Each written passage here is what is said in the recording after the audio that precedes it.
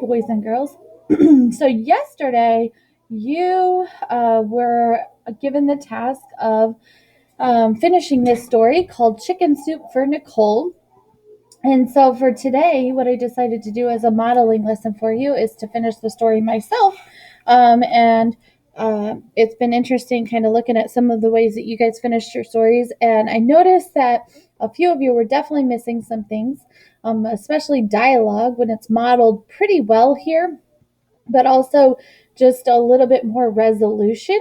So I wanted to be clear on the expectations with that. Okay, so the first thing, which you should have learned from the lesson from yesterday, is that you need to make sure you're making an organizer first and then drafting your story. So making an organizer on a separate sheet of paper, scrap paper, and then drafting your story on those Google Slides. So that's what this little box is here, is me showing you how to do that on a separate separate piece of paper. So, the story says, "Hello," said Elizabeth. "Are you there? Ah, choo. Nicole, ah, choo. Gesundheit. Ah, choo. If you don't stop sneezing, how are we ever going to have a conversation?" "I'm sorry," said Nicole finally. Her voice sounded thick and tired. "I think I have a cold." "Oh, no, you don't. Uh-oh, not today. Today we are going to the beach." "I don't know. I feel pretty awful. My nose is runny and my eyes are itchy and my head feels like someone stuffed it full of boiled cabbage." "Beeswax," says Elizabeth, which is what she always told her best friend when she was talking nonsense. "Absolute beeswax. Who ever heard of someone getting a cold in July?" All right, so the first thing we're going to do is the title of the story. You always want to write that at the top. So that's your source. So the source that we're working with here is called Chicken Soup for Nicole. Now, if you realize, no chicken soup was in the beginning of the story, but it's in the title. So that's kind of the first little like ding ding ding that should go off for you, because it is definitely something that probably should be in the story if it's in the title, and it hasn't yet presented itself in the beginning. All right, so Chicken Soup for Nicole is here. And so then we have, "Hello," said Elizabeth. "How are you there?" So we have our characters, is what we want to list next. Okay. Characters, so we know Elizabeth is a character. And from what I can tell, she's a friend. And then obviously there's Nicole, right? And that's who we know of so far. We want to know, what is our point of view? What point of view do we need to stay in? Is it first or third person? Well, we know we do see "I'm sorry" or "I don't know," but those are in dialogue. So we can't use dialogue, the quotation marks, the talking, to use as our to figure out whether or not it is first or third person. So instead, what we're going to do is we're going to look outside the dialogue, where it has things like "said Elizabeth," and then it has things like "said Elizabeth again," which is what she, okay, always told her best friend when she was talking nonsense. Who ever heard of someone getting a cold in July, right? Today we are going to the beach. Oh, again, that's in dialogue though, so I can't really necessarily use that. We don't want to use words in dialogue to help us figure out whether or not it is in first or third person. So we're only looking outside of the dialogue. Let's see here. A lot of dialogue in this one. Said Nicole. Okay, so said Nicole finally, and then her voice sounded thick and tired. So those are our hints that this is written in third person. Okay, that it's a narrator telling the story, that somebody else is kind of looking down into the story. All right, so that's our first part. Now, what is the setting? Okay, so where are they at? So it's during the day, right? The daytime, because she's coming over to her house. They're getting ready to go to the beach. So that obviously tells me it might be even morning. And then I'm going to put a question mark, because that means like the rest of the story, I could make it known that it's morning time, right? And then I also know for sure, we know that we're going to, so we have our characters, our point of view, our setting, and then the theme category was the other one we talked about yesterday. And that is, for this, it's a realistic story. Okay, realistic, right? All right, so what we're going to do now is just like I said we did yesterday, we're going to have our organizer. So the way you do that is you simply take your paper, you put a big box. I like to take up at least 10 lines on my paper and then divide it into 3 parts. Okay, and then we put our problem at the bottom because the problem is a big deal, or the conflict is another way of saying that. What is the problem or conflict? Well, it's pretty obvious, right? Nicole is sick. And they are supposed to be, I don't know if you guys can see that or not, supposed to be going to the beach today. Okay, so that's obviously the problem. It gives us that, we know that, and that's what we need to stick to. So our exposition is a fancy word for the word beginning. So we're going to say in our exposition, Nicole's friend, what's her name? Elizabeth. Nicole's friend Elizabeth, okay, has just arrived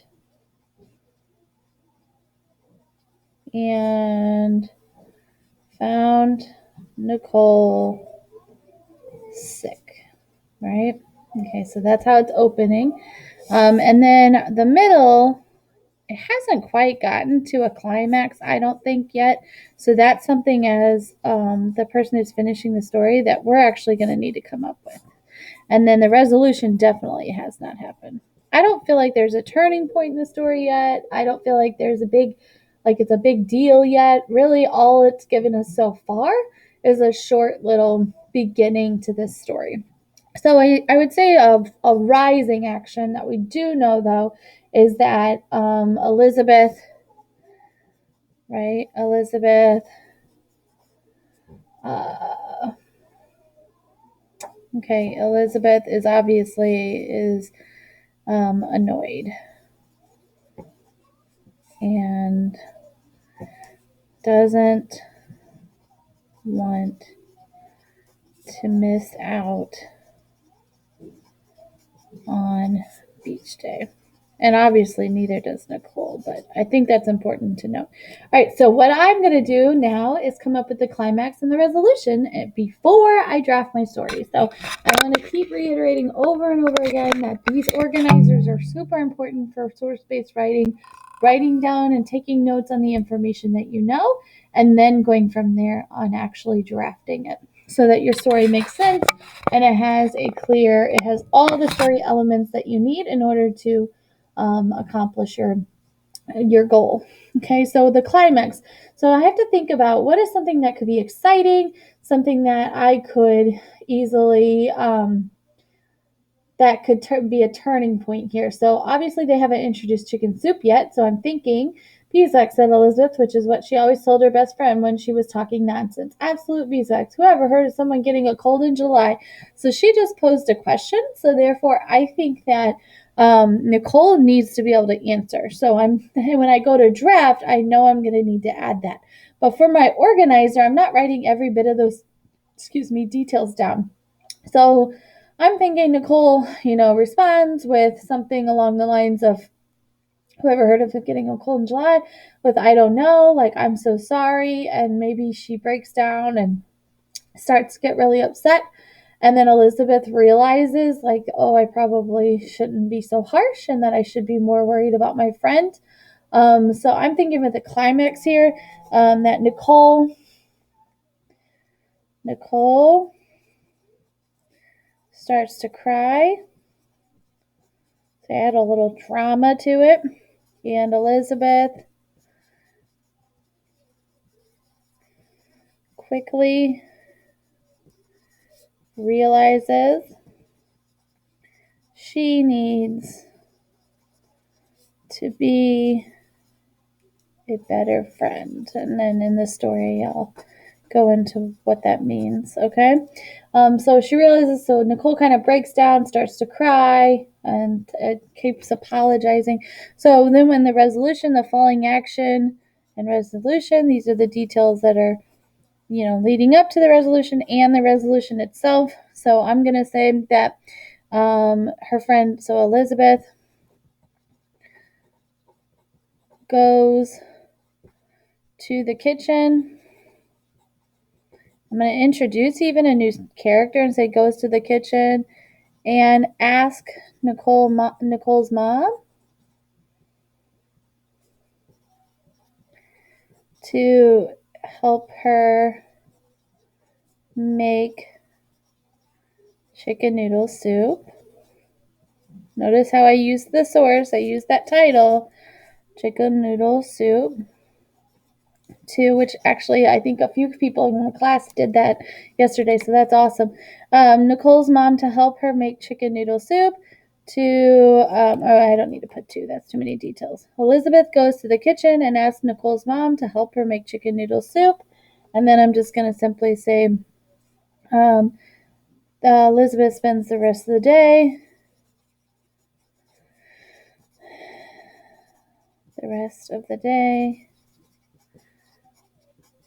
Taking care of. And I know you can't read every bit of this, and that's okay. You don't have to write it down. I'm just modeling how to kind of think through this. Elizabeth spends the rest of the day taking care of her friend or taking care of Nicole. And then I still haven't tied up. This is the thing that some of you did. I still haven't tied up the resolution to this problem. So it wasn't just that Nicole was sick, but it was that they were going to the beach. And that was also making, Elizabeth and Nicole really upset. So I want to make sure that when I do my resolution, not only am I resolving the fact that Elizabeth, resides to helping take care of Nicole, but then I also want to say the next day, okay, Nicole is feeling much better,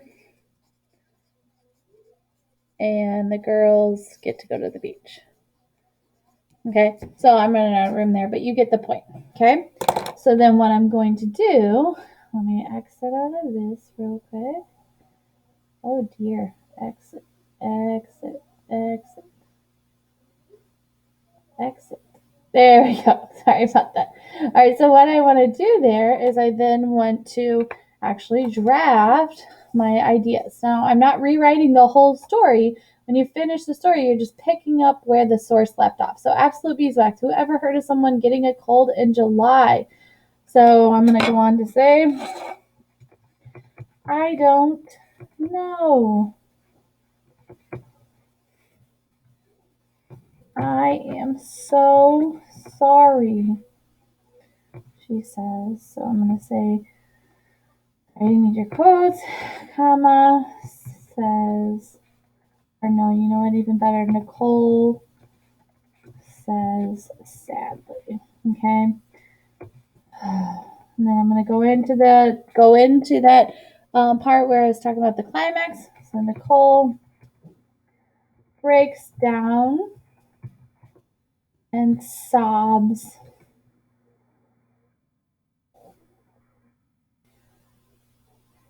while also sniffling or while also coughing and let's see, if you're like sick, I'm trying to think of like how I would visualize that so that I can. Nicole breaks down and sobs, right, and while also coughing and snot is running down her cheeks. She is so upset.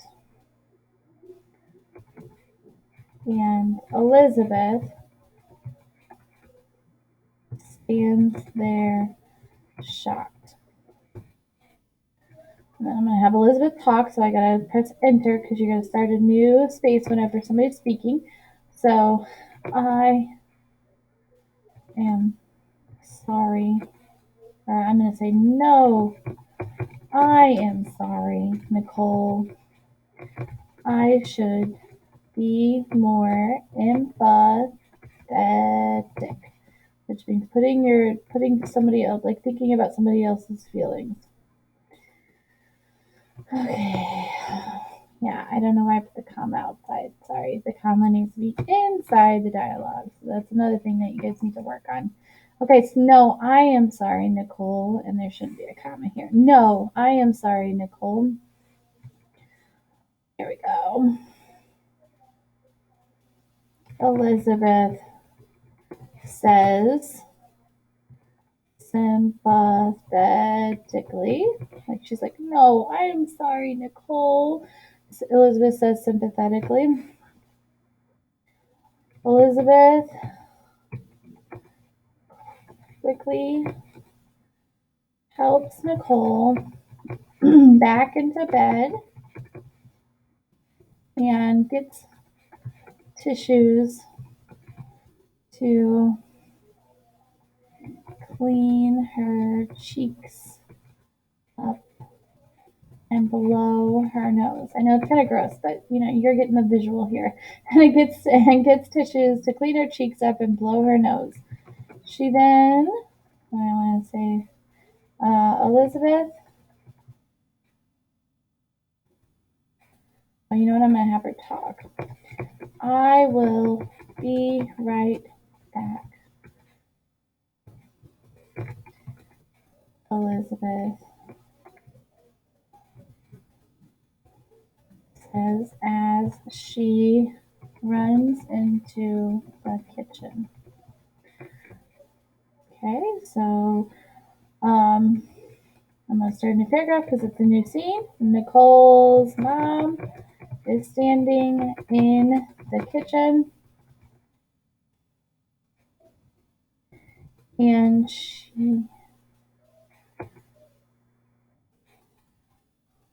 Elizabeth kindly says, can you help me get Nicole, make Nicole some chicken noodle soup. Okay, guys, everything I have or everything I'm thinking about is coming from this organizer. But you notice I didn't just write what I wrote here. I'm thinking about my own things. I'm adding dialogue. I'm adding logical sequence of events. This happens and then this happens. I'm not getting super elaborate because this is just a short finish the story. Nicole's mom is standing in the kitchen and Elizabeth kindly says, can you help me with, oh, that's a question. So I need to put a question mark, not a period. Help me make Nicole some chicken noodle soup. So Elizabeth and Nicole's mom make the best chicken noodle soup they have ever made, right? And then they take it into Nicole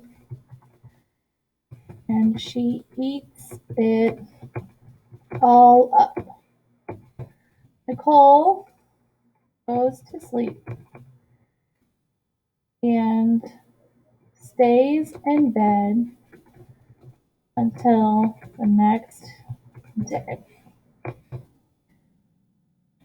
Okay, so we got a new scene. Elizabeth, I'm running out of room, but that's okay.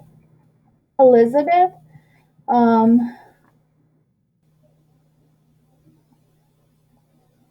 I'm kind of jumping here, came back the next morning, and Nicole was standing in her room with her beach bag. I know you can't see it, I'm gonna hide this. Okay, with her beach bag and swimsuit on. She felt so much better and was ready for the best medicine. Oh, I'm gonna make all the text a little smaller. That's a little trick. If everything is taking up too much space, we can make it smaller. 12. And then, boom. Make sure you do it to all of it though, or else it looks a little weird. All right, so Elizabeth came back the next morning and Nicole was standing in her room with her beach bag and swimsuit on. She felt so much better and was ready for the best medicine was dot dot dot vitamin D, which is, if you don't know, what you get when you're out in the sunshine, right? All right, so that ties up that loose ends. And I could go on and say like the girls went to the beach, but I think ending it there is a great idea, and I think it works for the story. I'm actually going to make it 14, see if that fits the screen a little bit better. Yep. And that's the end of my story. So I wrapped up everything. It's not, I definitely could improve the story. I definitely could add more, but it gives you an idea of how to take something like this and finish it up, wrap it up, use an organizer. So thank you for listening all the way to the end of this video, and I hope that this helps. Don't be lazy, make an organizer, make sure things make sense, use your dialogue, and make sure you're using punctuation.